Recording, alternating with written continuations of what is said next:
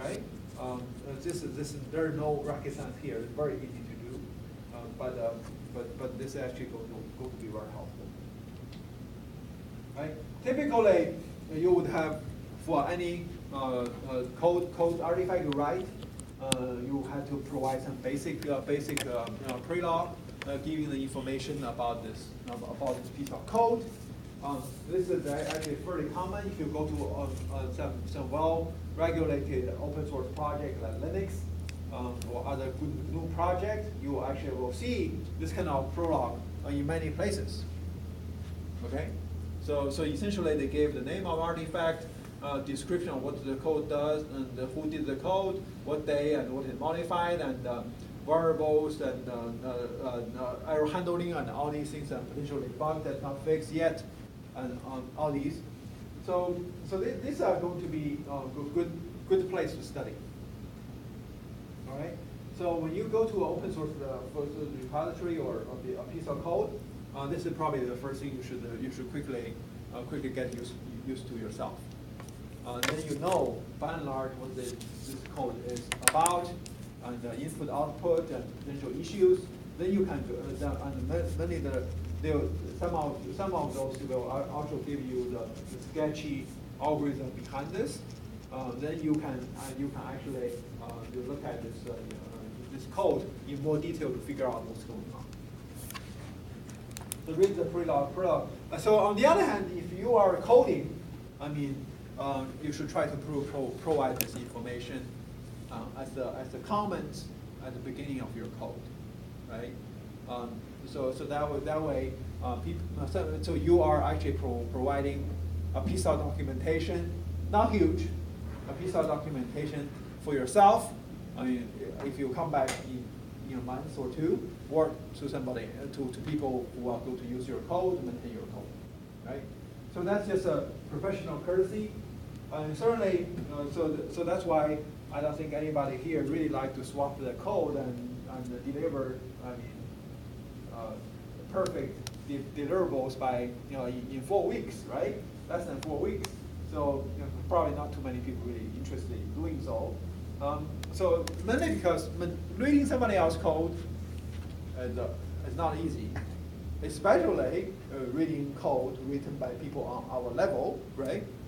So which allows a lot of experience and training in terms of writing those things down out. So this is actually a professional courtesy. And when you write code, think about the other guy, or poor guy who will consume your code. All right. So particularly, I mean, everybody will have to work in a team environment, right? So better that you are actually creating a piece of code that's make other people's life in your team a little bit better. If you don't do that, you'll have a pretty bad name in your team, right?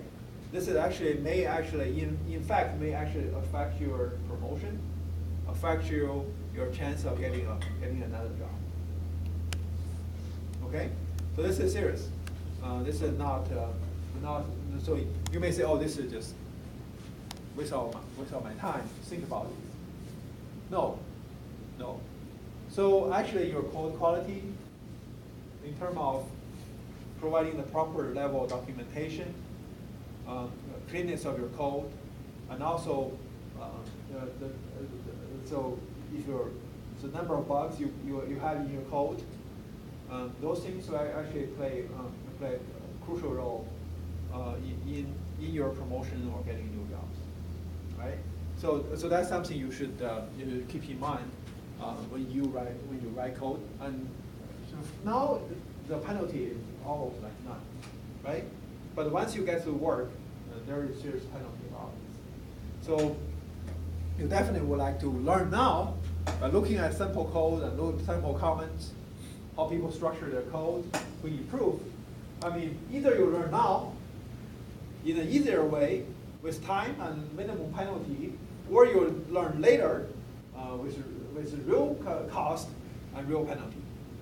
Okay, so that's why spending time now would be more efficient. And also, if you once you form a bad habit, it's very hard to change. So right now, read other people's code and read good, well-cited code will improve your chance of getting to the right level. Right? So use of parameter is it's always a thing. I mean, so most of us have hard-coded parameters which require recompilation of our code every time we change a parameter. I mean, so that's why it's more readily you should be using configuration files. Basically, you put your parameter into configuration files.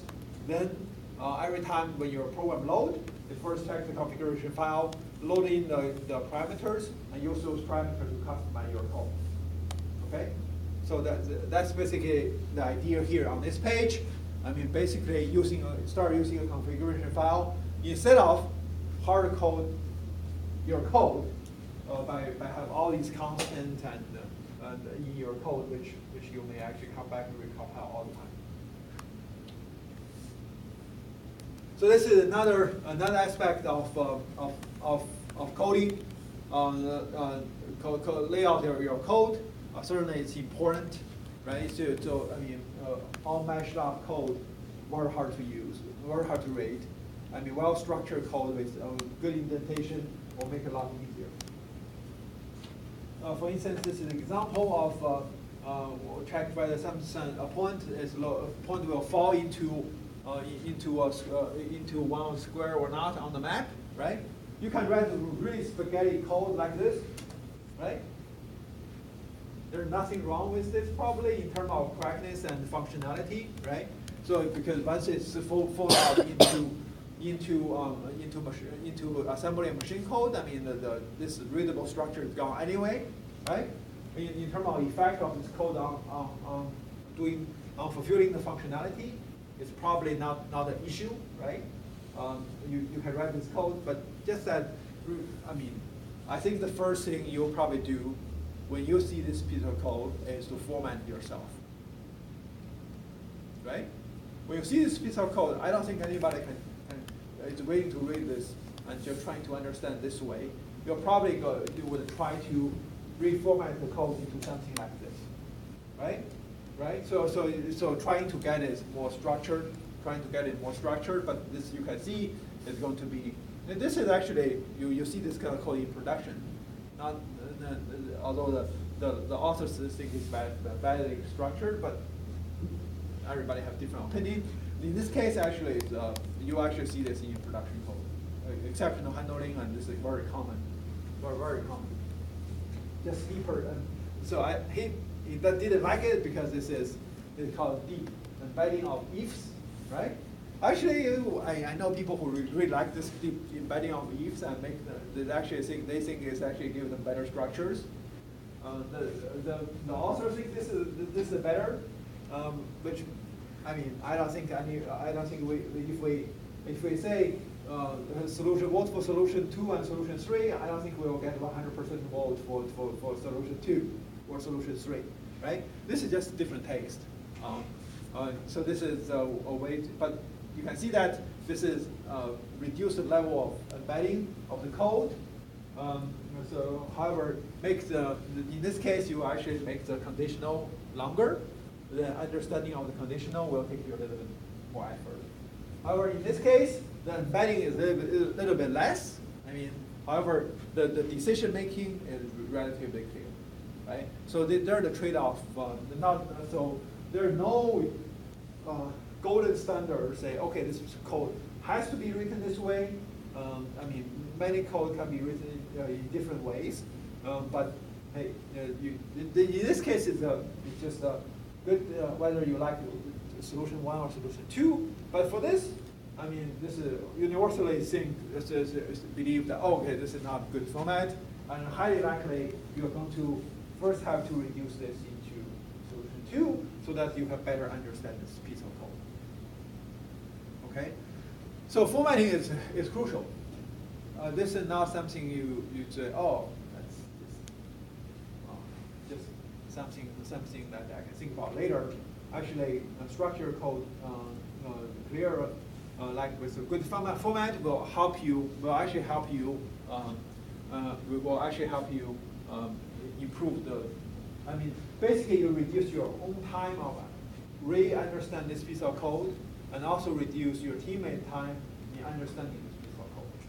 And also giving this clear decision structure will also make it easier for you to go do code review.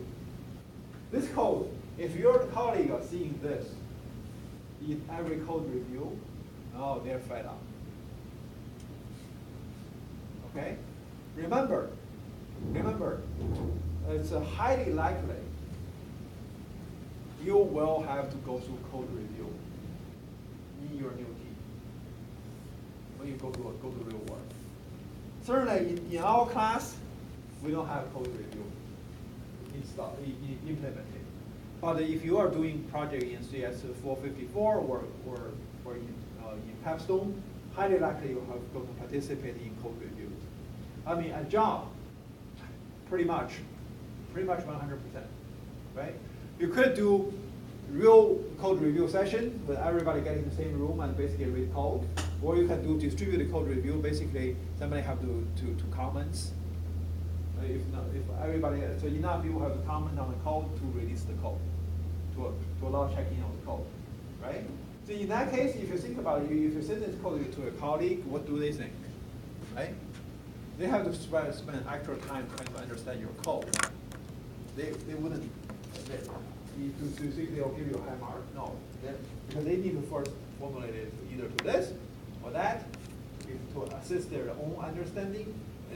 So they are doing this for you, and you are actually, I think, actually wasting your time. Right? That's not nice. So basically, you have to have structures. I mean, certainly you can. So how deep you want if to embed and all that kind of thing. This is up to debate. But having a structure, either like this, I mean, clean the structure, will actually go a long way. Certainly, I mean, if you have a embedding of 10 levels, that is of concern, right? So basically, how you track down those 10 levels if it become a difficulty. So in that case, it's way too much. But 3 levels, I'm not concerned. So essentially, coding standard do exist. Coding styles do exist in a team, do exist in a company. I mean, so if you go to a team, you'll probably have to go get used to their coding standard and coding style, pretty much. So it can be a blasting occurs because you actually either, I mean, so certainly learning a good standard, good practice is good, but actually confine you to one style and also would have a problem, right? So essentially, so I don't think what we have here on the slide are quite applicable in general sense, but one thing you keep in mind is when you go to a team, there will be coding standard and style that you probably have to adapt to. Right? No standard can be universally applicable, and that's why many companies like to hire new, fresh graduates because they don't want to untrain you from another company. Right? But so for instance, if you have been working in company Microsoft system for like 10 years, and now you want to work on a pure Linux-based cloud system, and so that's certainly need a lot of retraining. So that's probably not preferred, right? Different standard, different procedures. The standard imposed from above typically will be ignored. Standard must be checkable by machine, which now is still quite difficult. Actually, a lot of times standards are enforced by code review. That's why code review is so popular, because that's essentially the way. First of all, code review is very effective in detecting bugs, because you can code review fast.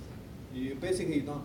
I mean, execution-based testing. Once you hit something, right? Then stop. Then you don't go forward anymore. You have to go fix that bug and run to the next stage. But code review, you see, oh, here's the bug. I'm going to mark this bug, and I'm continue with my review. So its productivity pretty high. And also, another important utilization of code review is actually for you to enforce coding standard, coding style. Okay? So this is when people will comment, okay, you better program this way, write your code this way, and so forth. For instance, if you want to, so okay, I'm going to make myself famous. I'm going to make a patch for Linux and go to submit it. Good luck with that, right? So I think it's going to take you a long time to do that. I mean, just even if you are providing a patch which actually is meaningful and useful, I mean the review process and they will run enforce on you. It's going to be very intensive.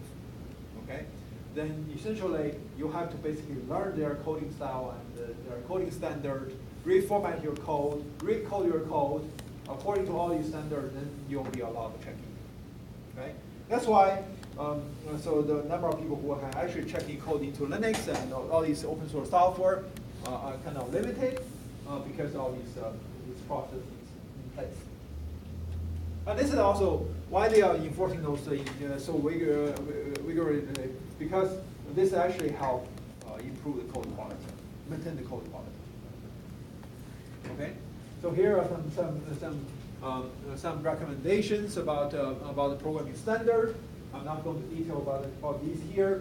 Mainly, I mean, this is something. That's why once you get to a company, a larger one, typically you'll have your employee training, right? If you are programmers, you are going to programmer training. And this is for many. I mean, for many places they have boot camps, right? Facebook have boot camps, right? So Google has their own training camp as well. So essentially, what they do is basically get you used to their programming environment, their programming languages, and at the same time trying to install some coding standard, coding style in you before you actually hit real job. Then you go back to team and you start reading somebody else's code. Right? Highly unlikely you're going there and you're coding freestyle. I mean, basically, whatever you do to force new code, that's not going to happen, right? That's not going to happen. More likely than not, you'll be basically modifying somebody else's code. Okay. So the aim of standard is making maintenance easier. So if they make the development difficult, then they need to be scaled down. Overly restrictive standards are going to become counterproductive because if you spend way more time trying to adhere to all these standards, that's actually going to be negative. So you are going to essentially that's your productivity going to suffer and the quality may suffer as well, right? Because people just going to be, if it's way too hard to follow a standard, then people just singly not following standard. If something is not enforceable, then basically nobody can enforce it. All right. Code review is actually the most common form of reuse. So essentially, today we cannot survive without code review, code reuse. So essentially, I mean, you have to code with your library, right? If you suddenly lost your Java library or lost your C++, C library, and you have to build those libraries from ground up, I mean, that will take you a long, long time. This is actually how our industry grows so fast, because we actually share code and share libraries and provide library, and basically we actually develop library. So people who develop library are specialized in developing these libraries. We don't have to develop their library, right? Think about it. If we have to go develop all the mathematical libraries ourselves, okay. First of all, it's going to take a lot of time. Second of all, we are not even going to be able to get it right. Okay. You may say, oh, how hard can it be, right? A plus B equals to something, right? Once you get into floating point computation, precisions and that kind of thing. I mean, it's very easy to mess up. I mean, our computer can overflow, our computer can underflow, and all these nice things could happen to you, which we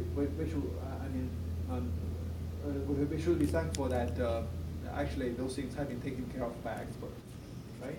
How we reuse those expert knowledge? Code reuse, right? We don't have to create C library, standard C library anymore. We don't have to create standard C++ library anymore. I mean, we are using a standard Java library and all these things, which greatly improve our productivity. I mean, you may say that's maybe the biggest advantage, but another equally big advantage is that we are making fewer mistakes, right? So if there's a bug or something, it's going to be fixed in this library and propagate to everybody, then fix up everywhere. If we create all these library ourselves, it's going to be super buggy. Okay, so the productivity will be very bad. So essentially, code review is actually code reuse. Is actually crucial to our development. Right? So it's so crucial, so important. It's become part of our normal process. We don't even think about it, right? You code and you link a library and you compile. Have you thought about where that library actually is coming from? Who is working on that library? No. So it's become so important that it become part of our own process. Many other artifacts can actually be reused. So for instance, all these so your use case is reusable, right? It's used in guiding how you design your system in terms of analysis. Also used for when we use cases to generate our test cases. We use all these through all these stages, right? Actually, your use case will always be alive until the end of the life cycle of your software. That's probably the time that you don't need your use case anymore. Before that, if you are still maintaining the software,